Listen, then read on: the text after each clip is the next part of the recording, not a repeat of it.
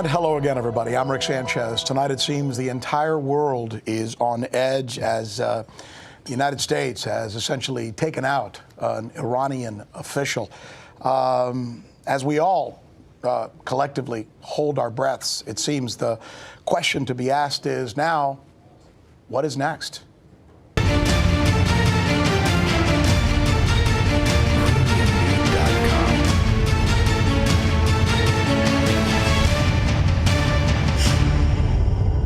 As we begin this special report, what I want to do is take you around and introduce you to some of the folks who we are going to be hearing from today. Ron Paul, former U.S. Congressman, is going to be joining us via satellite. We also have Scott Ritter, weapons inspector, very much known for his expertise in this particular region, who's going to be joining us as well. You see on the screen there as well from Tehran live is Mohammed Marandi, the University of Tehran professor, who's going to give us his perspective. And here on the set, we have with us Christy I, our Boom Boss host, to tell us what's going on with the markets as a result of this. Michelle Greenstein, who is taking us through what the global reactions are from all over the world.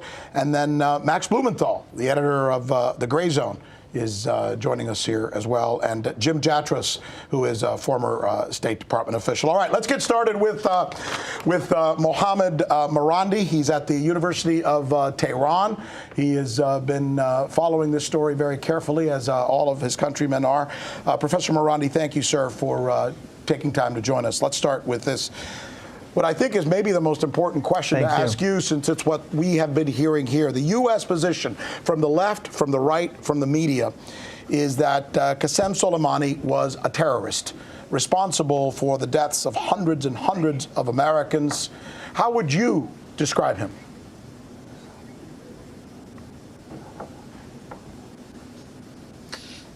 Well, Iranians see him as a hero. Not only was he a war hero during the invasion of Saddam Hussein, where the United States and the Europeans gave Saddam Hussein everything, including chemical weapons, and he was a key commander during that war, a volunteer.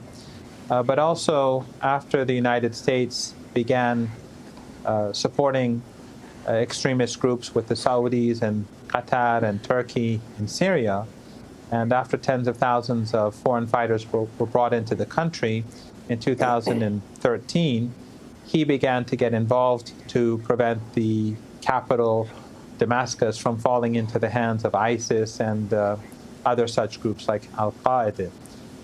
And they began to push these groups back there. And also in Iraq, when ISIS spilled over into that country, the Americans had destroyed Iraq because of the wars, the sanctions, and of course the invasion. It was a broken country, and there was no real resistance in the face of ISIS. So right when Baghdad, the capital, was about to fall, he went to the capital and personally took charge of the defense of the capital, and ISIS forces reached the outskirts of that city. So he and the Iraqi commander, who was also murdered by the Americans, Abu Mahdi al-Muhandis, they were the two key figures, or two of the key figures that saved Iraq and pushed ISIS back. Let me ask you. Iranians believe that if it wasn't for him, the capitals of Iraq and Syria would have been held. Let me ask you a question. Let me ask you a second question that we're hearing here in the United States. Earlier today, Secretary of State Mike Pompeo came out and essentially said that the only reason we did this was to avert an imminent attack against the United States by your country. Although when he was asked to be specific, he had no specifics. What's your reaction to that?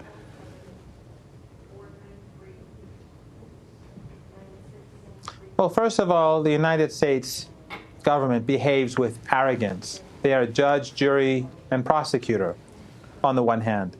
Second of all, Pompeo himself just a few months ago said that when in the CIA, we were taught to lie, to cheat, and to steal. And that's what the United States did when they invaded Iraq in the first place. They fabricated intelligence about weapons of mass destruction and cooperation between Iraq and Al-Qaeda, and justified their war and their destruction of the country. But also, in addition to that, when the Americans wanted to strike the Iraqi target a couple of days ago, and they wanted to kill the 30 young men who were on the Syrian border fighting ISIS, the American Secretary of Defense called the Iraqi Prime Minister. The Prime Minister told him not to carry out the attacks. He was ignored, but also the Prime Minister told him to provide the Iraqis with the intelligence that they have, and he refused. Why? Well, part of it is arrogance, and part of it is that there was no intelligence. So the United States, whenever they need to justify something, the government, they'll say something, and the media will mimic whatever the State Department, the White House, or the Pentagon says. Final question to you. Final question to you regarding the situation right now there in Iran. We have been seeing pictures. In fact, I don't know if, Peter, we might be able to put some of those videos up of these crowds that have been amassing around Tehran today, apparently in mourning for the general's death. The question is this, do you believe, going to unify Iran? Especially based on the fact that last time I talked to you, we were talking about the fact that people in Iran were essentially angry because of the economy there, and now they're having protests against the United States. Well, the Iranians were very angry, and I think they continue to be angry with the administration because of their the way in which they increased the price of fuel. But General Soleimani has always been a very popular figure in Iran throughout this period, and even Western polls admit that.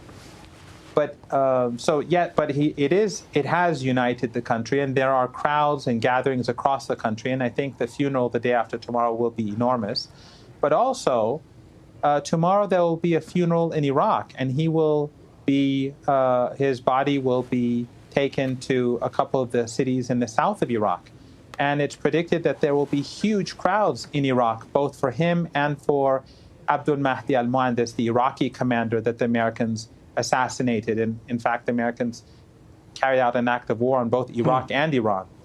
But I think that when the people see the crowds tomorrow, they'll discover that the narrative created by the United States, the Saudis and the Emiratis, that the Iraqi people hate Iran, I think that narrative will become will suffer a great deal, and they will see how Iraqis feel about General Soleimani and his role in saving their country. Mohammed Marandi, Professor, our thanks to you, sir, for taking time to share your perspective there from Tehran.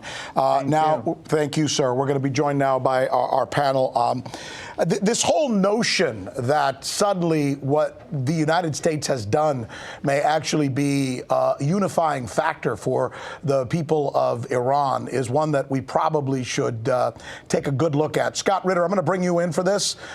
Do you think as you like to say in your field, the blowback or the backfire here will be the fact that we're actually going to coalesce some forces in that region, specifically inside Iran and maybe beyond its borders as well? Well, first of all, let's be straight. There was never a problem inside Iran, not one worthy of mentioning in this context. The Iranian government is firmly in charge. There is some discontent about the economy, but it never rose to the level that threatened the viability of the Iranian government. So the notion that the death of General Soleimani is somehow going to coalesce the Iranian government is ludicrous. They were already coalesced. They already were unified in their position against the American posture in the Middle East. The real danger here is that the United States probably tipped the balance in the Iraqi parliament to vote for legislation that kicks the Americans out of Iraq. Now, this has been a long time goal of the Iranian government to get the United States military out of Iraq, and thanks to President Trump, we probably just facilitated that happening. The Iraqi government is very angry. The Iraqi parliament is poised to make a vote, and that vote will probably be for America to leave Iraq. Let's go to Jim Jatras, former State Department diplomat here.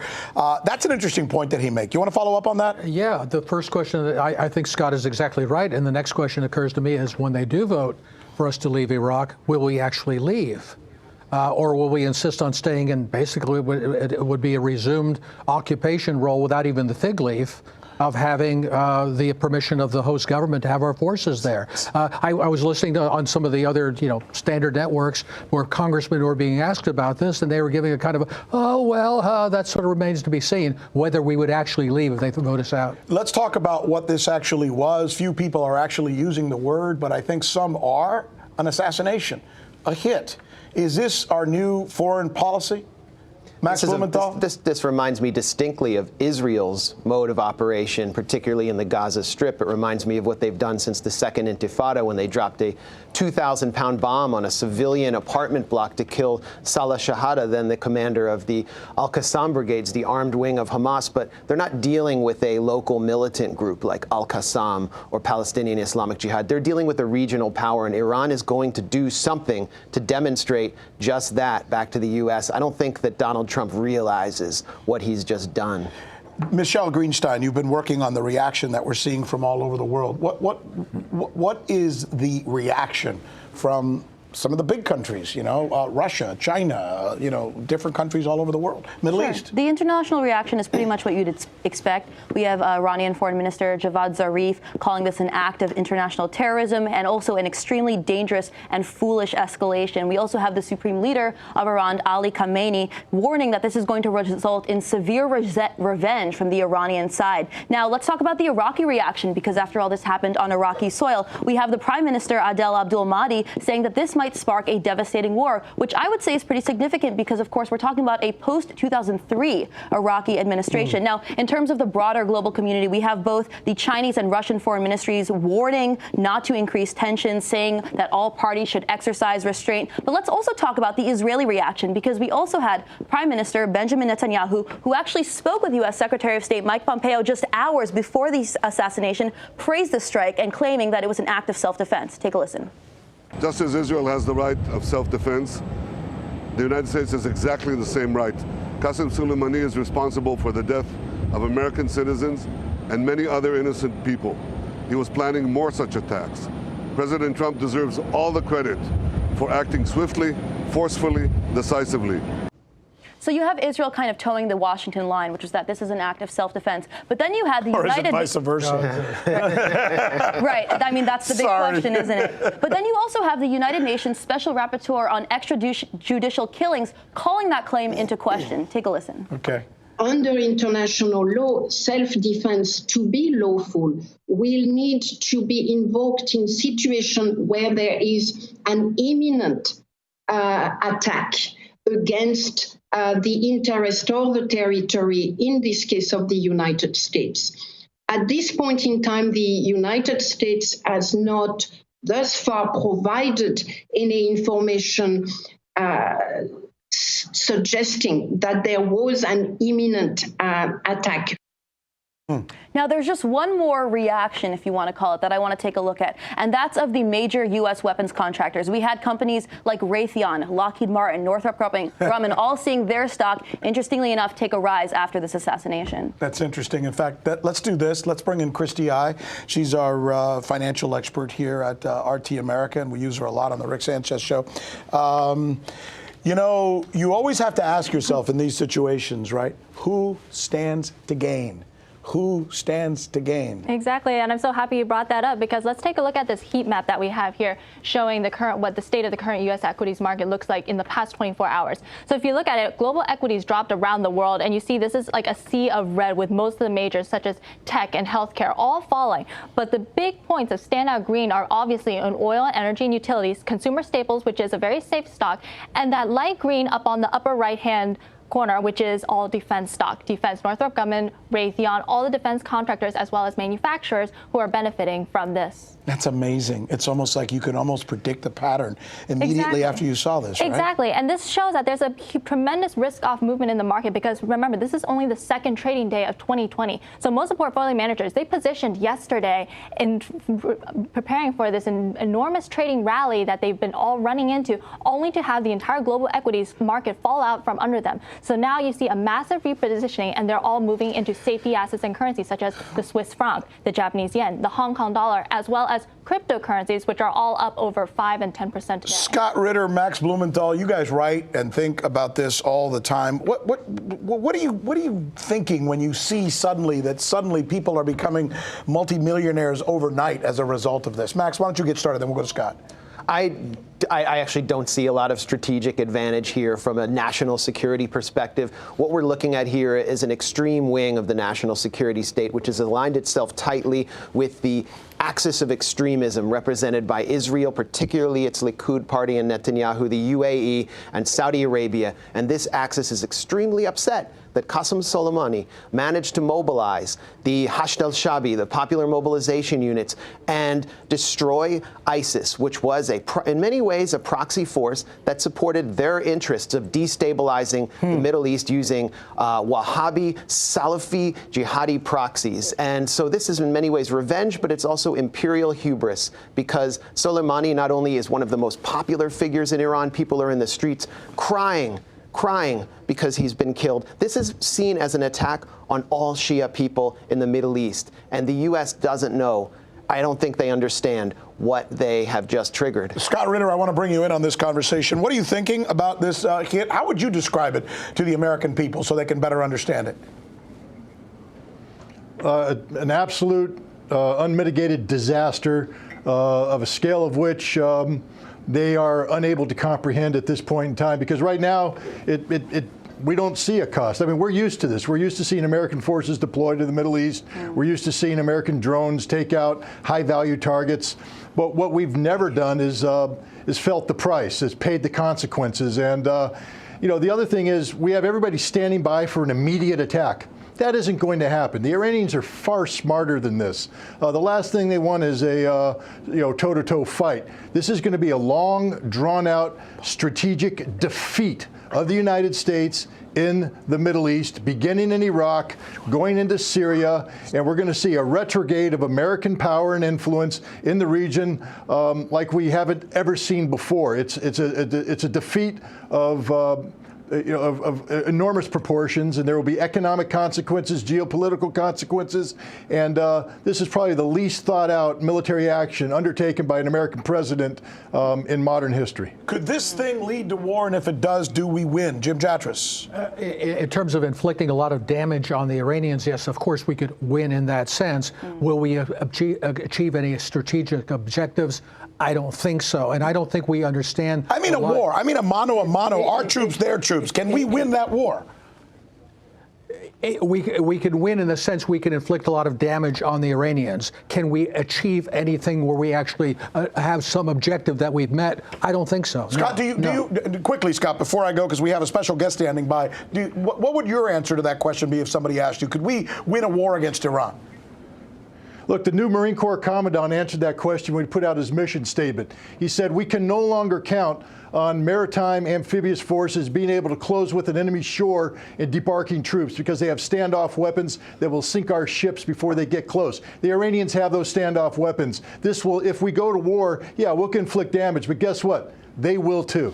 Joining us now, the president of the Ron Paul Institute and the Liberty Institute, none other than Ron Paul himself. The congressman is good enough to join us on this day on a subject that's certainly near and dear to his heart. Congressman, your son, Rand Paul, today has been screaming as loud as he possibly can about this being an unconstitutional act on the part of the White House. What say you? What's new? A lot of that's been going on for a long time. I would say that our foreign policy's been based on unconstitutionality, especially since World War II. How about 1953 when we sent our CIA in to start all this mess in Iran? So no, it's unmitigated. It's horrible. They don't care, and it's very bipartisan, and it's very much motivated by money in the military-industrial complex. So it's a mess. But this is a conclusion that should surprise surprise no one. I'm working on the assumption that our country is totally financially bankrupt, morally bankrupt, and that our empire is shrinking. And I think this is another sign that we're losing credibility. And I think the best thing that could happen in the immediate future is for Iraq to take a stronger stand and say, get out, we're tired of you. You've saved us from Saddam Hussein, but we don't need more, saving us. So I think they need to pass up and say, get out, and get the public pressure on in the world pressure to say, well, they have a right to it, because certainly our agreement to be there didn't authorize us to take the law into our own hand and start shooting and killing and shooting, diplomats that are just coming into the country that had a right to, and they didn't cause a threat. This whole idea that we, the United States, had to do this to save American lives, I feel less safe when we do these kind of things. And there's a lot of Americans have died since Dr. Paul, I just got to ask you, do you think this is an act of war, as some have been asserting, while others say, well, the guy wasn't in Iran, what was he doing in Iraq in the first place?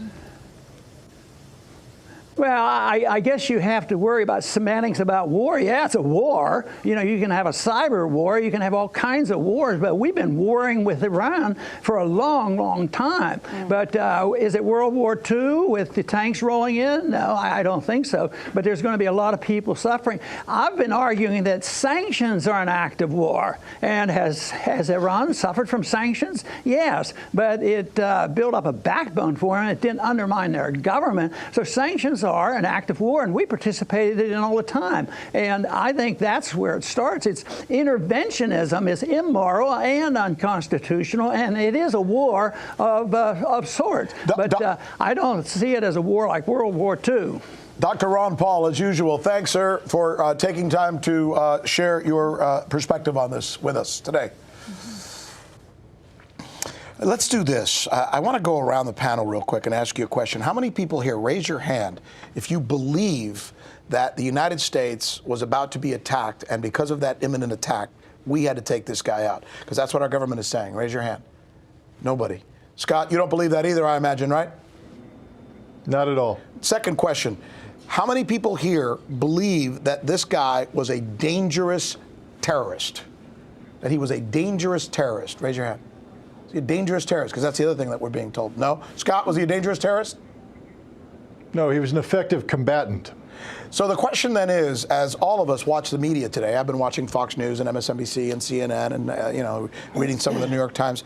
That's the prevailing story that's being told to the American people. How troubled should we be by that? Extremely troubled, because it's like you're supposed to trust the media, and this is just like they're exaggerating the truth. It's not even a truth, essentially. They're creating this fear amongst us, and they're creating it so that we fear the Middle East. And it's like this entire thing that we shouldn't even believe in. It's contextual, isn't it? It is contextual. And the thing is, this is something that we should be afraid of, because the United States government has profited from war every single time they started a war. The stock market has gone on a tremendous rally every single time there has been a war in previous history. Good point. Go ahead. I've noticed on all these channels, one of the things they're putting on Soleimani's account is saying he was propping up the Assad regime in Syria. He's got the blood of hundreds of thousands of people on his hands. By that reckoning, and the fact that he's a high state official in a government that we're not at war with, we've crossed a Rubicon, not only in Tehran, but in Moscow, Beijing, Pyongyang, Caracas. Do they all have to sit there and say to themselves, all right, do the Americans now feel entitled to kill anybody in our government because of what disagreements over Syria or whatever else? Michelle. Well, I think the main thing we need to focus on is something that Max touched on, which is why is this such a strategically bad move? Because he was so popular. Why was he so popular? Because of his key role in fighting against ISIS. We have to understand that in these Iranian cities, from Kerman to Tabriz, the streets are literally filled right now with people mourning the death of this general. And we have protests in cities elsewhere, like in Islamabad or in Kashmir, where they're actually burning American flags because this man was a chief general in the fight against ISIS. So to Iranian people, to people worldwide, he was a national hero. He achieved sort of a celebrity status because of his role against ISIS. And not only did he survive many assassination attempts, by Western governments, Arab governments, Israeli governments, making him famous. Sure. Let's suppose he was a bad guy.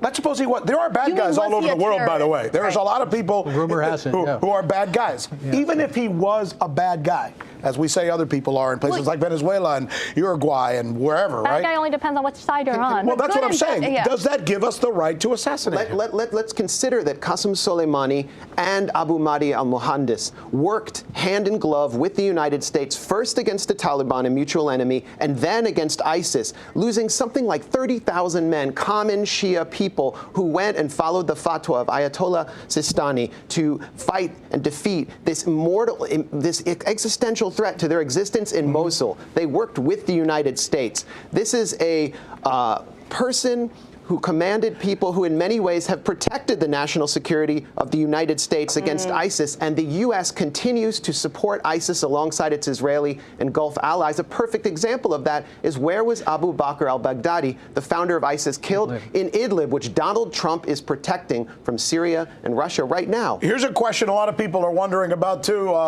They've been reaching out to us today. Bill Clinton in, what was that, 98, right? The wag the dog when he attacked the Balkans. In the middle of his impeachment. Some people are wondering if the same thing is going on now with Donald Trump, if he needs this politically. Scott, let me have you tackle that one first. I don't believe so. I don't think that I don't think impeachment has anything to do with what transpired. The issues with Iran predate the articles of impeachment. As John Bolton indicated, the decision to take out Qasem Soleimani was made, a while back. They just picked this moment in time to pull the trigger because he was a target of opportunity. This is about bad policy, not about a president reacting to pressures of impeachment. We have to. The president knows he's not going to be removed from the Senate. We have to ask the question before we end this show of what we think might happen next. What will Tehran's response be? Anybody want to tackle that? What do we think there is? It going to be blatant, or is it going to be more opaque? The key word is going to be asymmetrical. It'll be something that it's not a direct response to what we did. It'll be harder to pin on them. And meanwhile, picking up on that question, I think Trump is now, I think this is the final end of his having any real agency as the head of this government. He is now completely controlled by the subjugated to these the deep guys. state, the neocons, the Borg, whatever you want to call it. Go ahead, Max. Qasem Soleimani cut his teeth in the Iran-Iraq war. He learned the lessons. He and now his successors, and he's been planning for his martyrdom and succession. Right. They do not want a conventional conflict like that. They understand these lessons. And again, as Scott said, it could take some time. There's going to be a lot of strategic patience. What a great panel. Thanks so much to you, Max, to Scott Ritter, Christy I, Michelle, Jim Jatras. Thank you all. And there's one other thing that this attack illustrates, which may be a warning to other countries, and it is this, which we should mention before we go. Back in 2015, Iran agreed to dismantle its nuclear program. It trusted that by doing so, it would improve its relationship with the United States and other Western countries. Instead, at least from Iran's vantage point, it appears that by giving up their nuclear leverage, they have invited an attack, which is exactly what they got last night. What signal does that send to other countries now, like Saudi Arabia and North Korea, who may at some point consider signing a similar nuke deal? In short, has the prospect of peace and nuclear deterrence just been hindered by this attack? Good night.